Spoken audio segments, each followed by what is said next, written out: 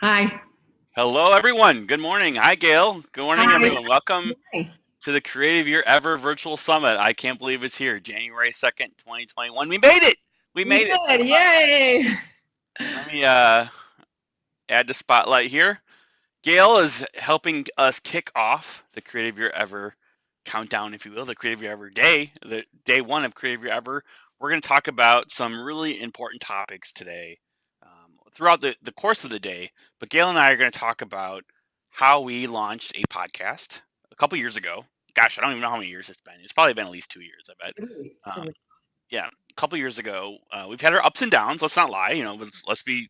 This event is all about living authentically and being authentic with how we present ourselves. And I think that we had some ups and downs over the years with how we did it. But I think that we've come up with a recipe for success in terms of how we do this podcast. It's a weekly podcast. It's called Growing Older with Gusto. I'll let Gail talk more about that. But Gail is a longtime friend and collaborator, right? Collaborator with Right. me with the Right. We started a podcast. long So time ago with the blogging and yeah. Gail's a longtime blogger, and of course everyone knows I'm a blogging geek. So that worked out well right there, right? And right. then and yeah, so we launched this podcast. So it is 9:29 in Chicago over here, right? So we have like one more minute before we start. Right. Got a couple more people coming in. Let me check the Facebook feed here. Hello to everyone out on Facebook. Please say where you're from, where you're calling from, where you're logging in from. Every time. Also, I have a fun little thing in the comments. Every time we say the word creativity, post a emoji. Post the emoji that strikes you the most, right? So thumbs up or a smiley face, because we're gonna be saying creative a lot this weekend, right? Because this is all about how to unleash your creativity, how to be more creative, and how to take what you have and make it something better, right? And a lot of times that could just be a simple change in your mindset. So today it's all about creativity, and I'm getting tons of people entering the Zoom chat right now. If you Wow. are, So pretty. yeah, That's so great. if you're coming in to the Creative Your Ever Summit and you're on the Facebook live stream, welcome. We're so happy you're here. Again, please feel free to chat, say where you're from, say hello. We'd love to learn more about you and connect with everyone on the Facebook live stream. If you are a VIP attendee, welcome to those who are here in the VIP chat in the Zoom room. I see many of you, Tina, Alicia, Lori, Annette, Susan. Thank you so much for Alicia Dale. Thank you so much for joining us in the VIP chat and many more. If you guys are out there on the live stream and you'd like to become a VIP attendee and join the production stage, if you will, kind of come behind the scenes and see how we're doing Creative Year Ever in the live Zoom chat, just head over to the Creative Year Ever website, creativeyearever.com, and upgrade to a VIP ticket. That VIP ticket includes access to the live stream, or I'm sorry, to the Zoom room that we're in. It also includes a copy of the Creative Year Ever Activation Journal mailed to you, which is a $19 value of itself, and the VIP upgrade is just $25. So you can basically get a copy of the book for free, enter the production stage, and be available for all the networking opportunities that we're going to have throughout the day today. Plus, plenty of door prizes, and anyone can win door prizes. We're giving away thousands of dollars worth of products and services today, which I'm super excited about. I'm very grateful to everyone um, who is all the speakers who have offered to do that. This means a lot to me. Lots of gratitude for that. But it is 9:32, and I'm going way over. Everyone, real quick, You- I'm Scott. I'm Scott Winterroth. I'm the organizer of Creative Year Ever, but you're going to be hearing from me a lot today. Most importantly, Gail Zugerman. Gail, say hello. Tell us what's going on. Hi. Hi, everybody. Welcome. Happy New Year. And we're so excited to be kicking this off. I know Scott's done a lot of work on this, and it's going to be a fabulous 2 days. And I'm honored to be kicking it off with you, Scott. Great. Yeah, I'm super happy to have you here too. Look, I gotta try something here real quick. Um, looks like they only can see me in the live stream. So let me I'm seeing I'm a big me, big portrait of yeah, me. yeah. The speakers who have offered to do that. This means a lot to me. Yeah. So everyone, just a very quick little tech check here. There's a little bit of a delay too. So the people who are seeing it in the VIP area are seeing it live. Those of us who are seeing it in the live stream are getting a little bit of a delay, about a couple minutes or so. But let me just catch the live stream catch up here.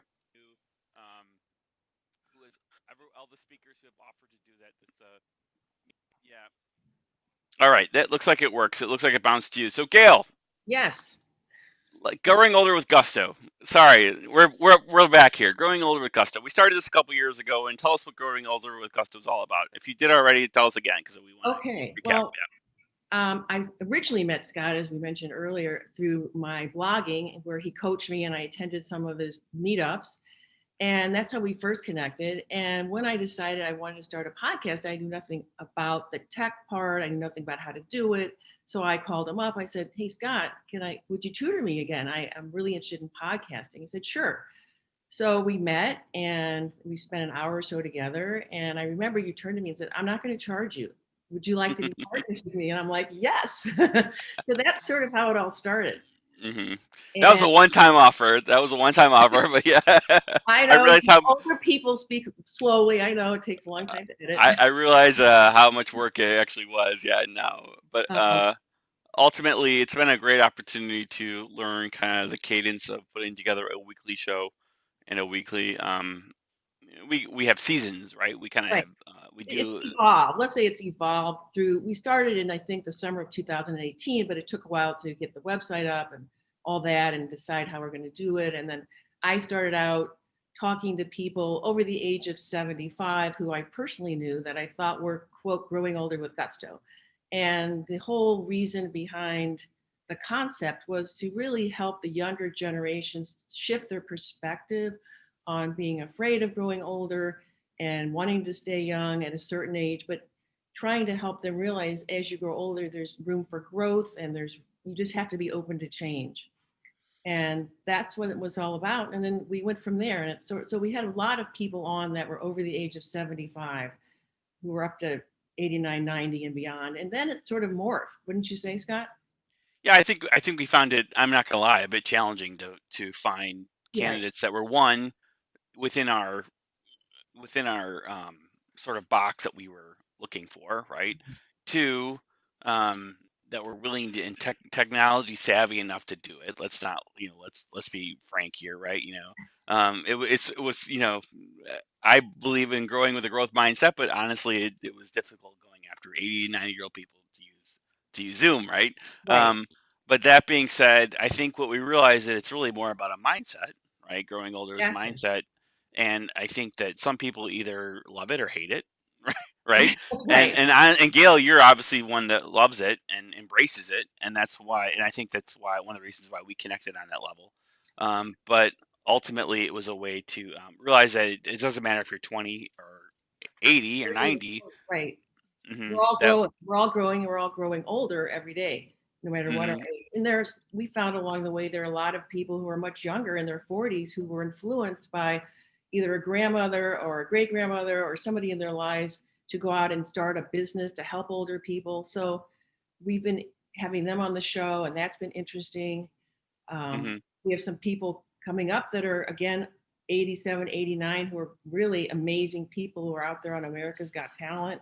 We have somebody coming up on the show in January. So it's a variety of different people, but it's constantly evolving, and we're growing along with the podcast. Yes. Uh, so one of the things that we kind of grown into is our cadence, like our schedule. Um, Right. I think this is if you're on this and you're a content creator or you're thinking about starting a content creation endeavor like a podcast or a YouTube channel, that kind of thing. One, I just want to point out, as much as I like doing stuff myself, it's been very, very helpful to have a partner in this endeavor, right? Absolutely. Gail, talk about what you do, like in terms, like, because I do kind of the technical stuff, and you do like the editorial stuff. So Right. maybe talk a So little about that. Yeah. I think we both are involved in procuring people to be on the show. I think the mechanics of the podcast on my end, not so much the technical stuff, but the preparation for the show has deepened as we've gone along. So I started out pretty basic, and then as I went along, I realized I need to be more organized. So what I do is when people's names come to me that want to be on the show, it used to be I had to go after them. Now they come to us, which is a nice switch. I interview them by Zoom just to see if it's a fit for the show. And if it is, then we book them. On a Monday, we record at 1 o'clock Central Standard Time.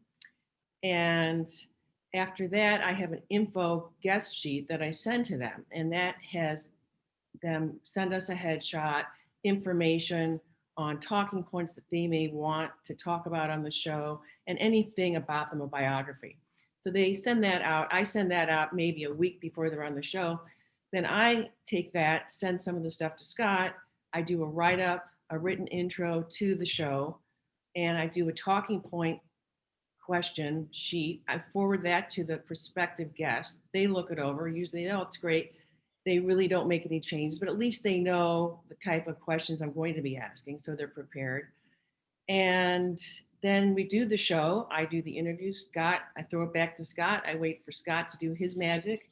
And then I do a show notes, which is written, again, sort of a summary and a tease for people who are on social media to come and take a listen. And that's where it is right now, wouldn't you say? Yeah, yeah, absolutely. I think I just put the link in the chats, both chats for the website, growingolderwithgusto.com, so people can check out the website. But basically, one of I think the game changers that you and I figured out was that we set a weekly date and time. Exactly. Like we were like, okay, 1 o'clock on Mondays is when we do interviews, right? Right. And obviously, some weeks, based on the person that we're interviewing or based on other personal things, we do pivot that sometimes. But we try to keep that schedule, right? And I think that really helps. Gail knows that I have 1 o'clock available, basically for the most part, to do that, right? Because that's when I Right. take my lunch on that day, right? But ultimately, um, the that's been really helpful. What we do is that we record it on Zoom, and what we found out too is that because Zoom is we're going to record the video anyways, we might as well take those videos and turn them into YouTube content. So Gail was actually telling me we should put it on YouTube. We should put it on YouTube. I'm like, I don't know. I don't want to put it on YouTube. It's a lot more work. And you did it, and I'm like, oh my god, Yeah. now I'm visible. Right. So we Gail talked me into it, or beat me over the head with it, and then eventually we put it on YouTube. And actually, it's probably been one of the best things that we've done is put the videos on YouTube. I think that it's nice. Podcasting is for those of you who understand podcasting, it's a distributed platform. So meaning that we post it to our website and then it distributes out to these various podcatcher services like Apple iTunes, Google Play, some of these other Stitcher, like these other podcasting platforms. So it's like it's kind of hard to get all those different stats and all those different traction on those different platforms. Whereas YouTube is a centralized platform, right? The video goes on YouTube, and we're only trying to get video views on YouTube. So in some ways, that is an easier sort of game to play when you're just playing in one thing. It's also scary because YouTube owns all content, so no matter what you do, if you go all into one platform, I don't usually like doing that because then all your eggs are in one basket, and if something were to change, like with YouTube, then all of our eggs are in that basket, so we're back at square one, right? Um, But you just but have to watch the basket. yeah, exactly. But sometimes if you're not putting any eggs in your basket, you're doing nothing. You might as well Right. get something going, right? So at the end of the day, I think it's good to be diverse, but also go where it makes the most sense. And I think YouTube was a great platform for that. So yeah. So more importantly, this event is about creativity. I said creativity, so post Uh, an emoji in the chat. So anyways, this event is about creativity. Said it again. Let's talk about growing older. I think is very close to the terms of creative thinking, creativity. So there are there's some lessons that we've extracted out of our, I don't know, 50 plus interviews that we've done, and you've been blogging about this for right. eons. There So are yeah. Hmm. several common threads, and you and I have discussed this, and they keep changing actually, but there are at least 5 or 6 threads woven throughout either the interviews I've done blogging or on the podcast. And I think finding a purpose is number one. And I should add that a lot of these pillars that we call them, there are threads of commonality, overlap at times.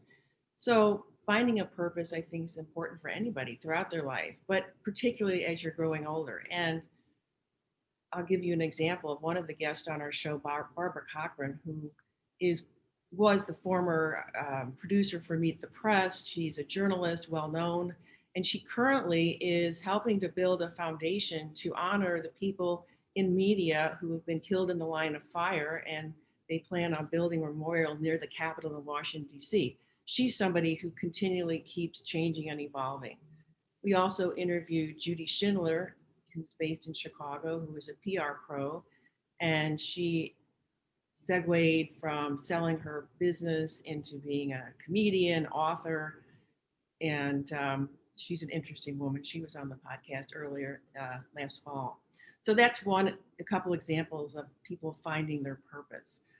We also, health is a really important thread, and we've had several people on the show who are doing handstands in their mid to late 60s, and they're really interested in pursuing physical fitness and health, both mental and physical, as they grow older. We have the spiritual sense. We've had Deacon Richardson on. I'm trying to think. Larry Clements, who's a spiritualist. These are people who really believe in that, and that helps them to grow older with gusto and be creative. Ding, ding, ding, emoji. Yeah. Post that creative emoji. Yep. There you go. Also, overcoming obstacles is another common thread. We had a man on recently by the name of Dr. Peter Rourke, who turned his life around after going through a loss of a wife, and he started a business where he helps dogs get adopted that would otherwise not be on the planet. So he flies his planes around and helps people with the dogs, and he has a business called Dog is My Co-Pilot. Ken Brown was another person we had on the show who is a cancer survivor who's still lawyering out in Highland Park, Illinois, but he ended up climbing Mount Kilimanjaro with his oncologist. So these are great examples of people who overcame obstacles and they're still growing older. Giving back is another pillar that we talked about, and it's a common thread. One example were the Steins that we interviewed. I think it was with COVID, I lose track of time, but I think it was maybe a year ago. These are people who really aren't mobile anymore. We went to their independent living here in Chicago, Scott and I, and but they're doing great things. They're helping build gardens in underserved areas of Chicago and helping the underserved, and they're still doing things even though they're not mobile. So those are just a couple of the examples of the common threads that we found. And I think it's really interesting, and they're always changing and overlapping. Yeah, absolutely. I And if think you're to do all these things, you do have to be creative. You do have to think creatively, and you do have to grow and think about growth, and you have to change. Not always, understanding that. but you have to do that. So Yep.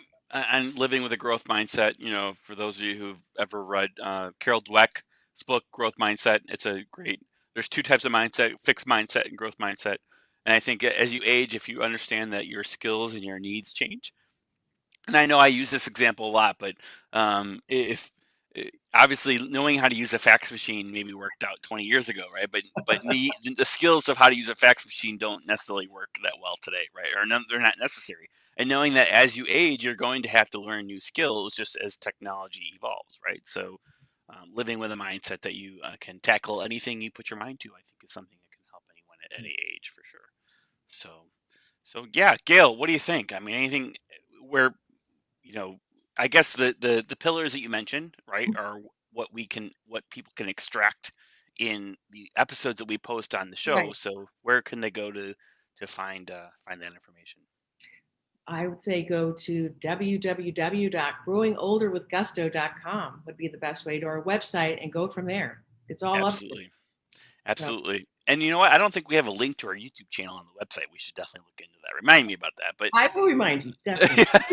but definitely go to YouTube. I'm Just writing search that search Growing Older with Gusto on YouTube. You can see all of our video interviews that we have on there. And yeah, keep an eye on what we're doing. I think we don't have all the answers, but I think that we figured something out, and especially in right. terms of collaborations. I guess kind of the main takeaways. We got a little bit of time yet, so some of the main takeaways from our content creation endeavor is: one, find a good partner, someone who is passionate about what you're doing and is similar to that, because that way it makes it a little worthwhile. Know that there's going to be several hours a week that goes into this, right? We didn't talk about editing or anything like Snowball. that. I would Yeah, say yeah, it's snowball. It's yeah, not a day that goes by that I'm not thinking or doing something for the podcast. yeah. And It would see.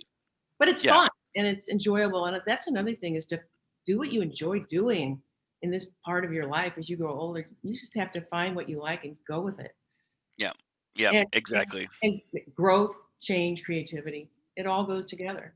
Yeah, So and you never know what who you're going to meet. One thing I have to say is that, um, I've met some really good contacts along the way, even if we haven't, like, I absolutely, I met the most interesting people, and the yeah, people in the podcasting community are really helpful and friendly and useful and supportive. And I've met so many interesting people, and yeah, particularly now we've gotten a couple interviews in the UK, and we're spreading around. I mean, I had an inquiry from Australia. It wasn't a good one, but hey, we're yeah, reaching.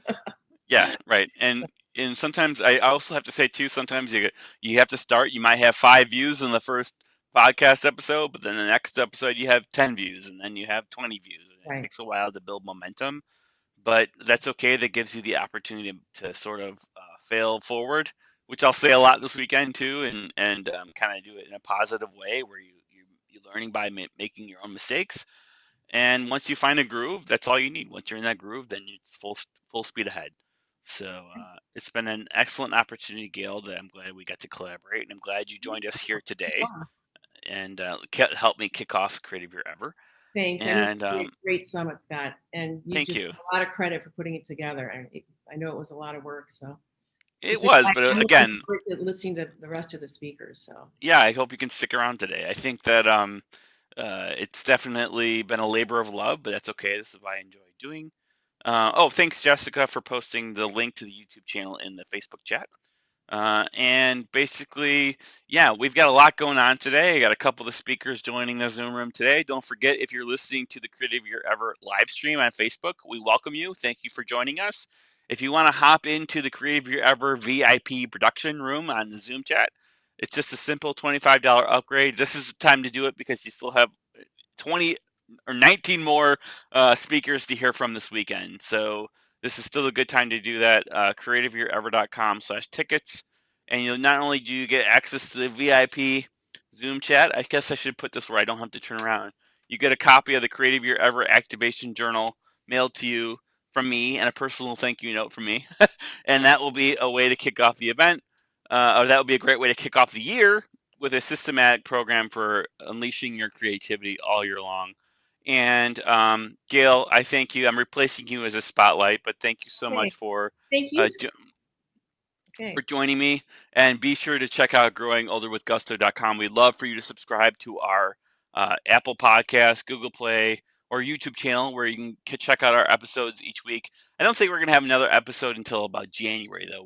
We do seasons, so we kind of have about 10 or 12 episodes, and then we take a little break, and then we'll go back and schedule a bunch. But one more thing I wanted to mention with that, because we have another couple minutes here, is that um, sourcing for interviews, I think, is another question that people have a lot of, right? So I know, Gail, you do a lot of the interview sourcing, if you will, and I know a lot of it's kind of pulling from our contacts in our existing database and kind of word of mouth. Right. um, but do you have any suggestions for how to kind of come up with? I know, especially since you're looking for specific types of people. Yeah. Do you I have any words I for that? look at Yeah. people that I know and I ask them. It's word of mouth, and then once you get going, that I interview will say, "Oh, you've got to meet so and so," and then they connect you. And I'm also out there. I'm out talking to people wherever I go. I mean, I met somebody in a yoga class who we got there early. 5 minutes later, she said, "You got to meet my cousin in California."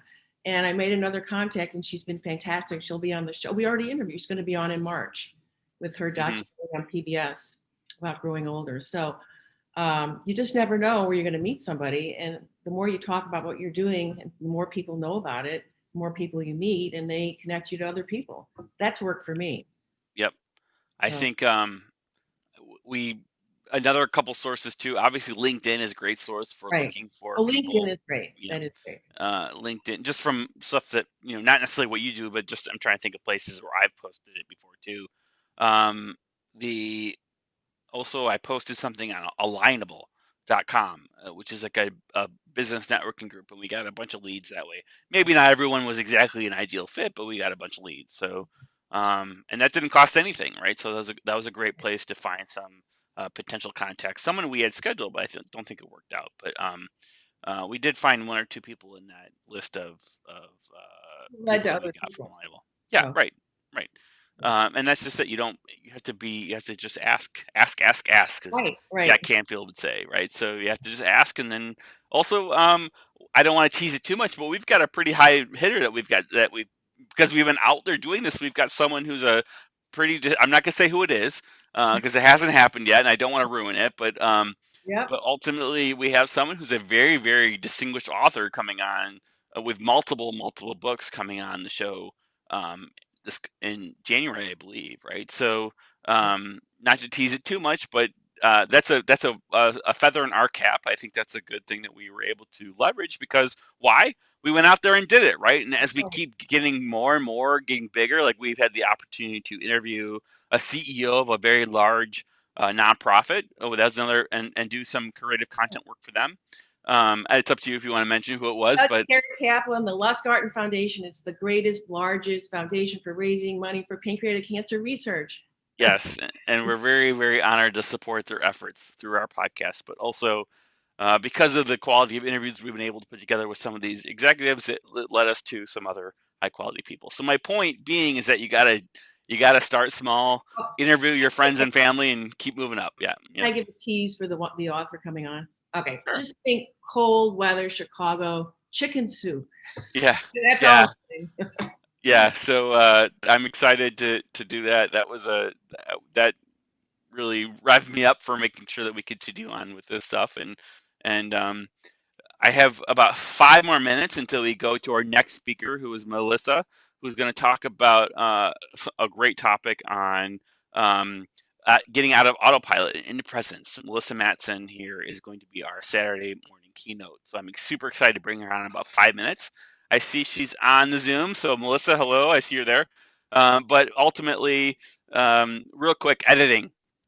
I want to talk about editing the podcast real quick. So we use Zoom. We do it in Zoom. Zoom creates basically two types of feeds. There is a video feed, right, that we're looking at right now, and there's also an audio only track that I get from Zoom.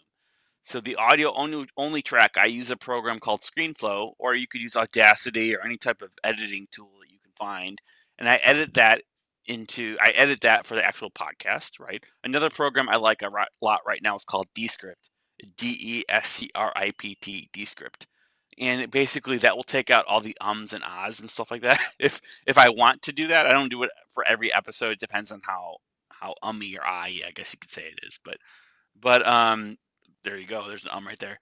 But basically, those are some programs that I use. Also, I edit them and then I upload them to our website, and our website's all set up for hosting a podcast, which we're going to get into a lot more podcasting this weekend. So I don't want to spoil everything right now. I know Joe Casabona tomorrow at 1 p.m. is talking about some podcasting tips. Alana Dawson is possible for today at 2 p.m. I know she had a family emergency come up. So, but we're hoping, fingers crossed. If not, we're going to be talking about podcasting again at 2 o'clock. And I can maybe, Gail, if that's okay with you, I might go into the back end of her website and talk a little bit, show them a little bit of how everything works. So, Sure. I have one but, question for the audit for you and the audience. So I know that you use the dog barking to bleep something out. And what did you use to do that? That was yeah, cool. so we had someone swear in the podcast, and we never really talked about that, but really we don't want people swearing because it can cause. I know Apple doesn't. You have to do the clean tag or the adult explicit tag if you have swearing. So I used a dog barking over the swear because it was about pets or whatever. So and I did that in editing with ScreenFlow. So ScreenFlow is a timeline tool where you can cut the tape and edit stuff in. So ScreenFlow for the Mac. Unfortunately, it's only for the Mac, but there's also the Camtasia is the most popular sort of um, counterpart for ScreenFlow for the Mac on the PC. It's called Camtasia. But that was a pretty simple edit, but it made it work, right? So I didn't want to lose that episode because of something like a simple swear. So yeah. I appreciate it. That was good. Yeah, Good recovery. So cool. Great. Well, Gail, thank you so much. We're going to take about a 2-minute break, and then we'll be right back with Melissa, who's going to be our keynote for Saturday morning. And That's it for right now. Thanks, Gail. See you too. Bye. Thanks. Yeah.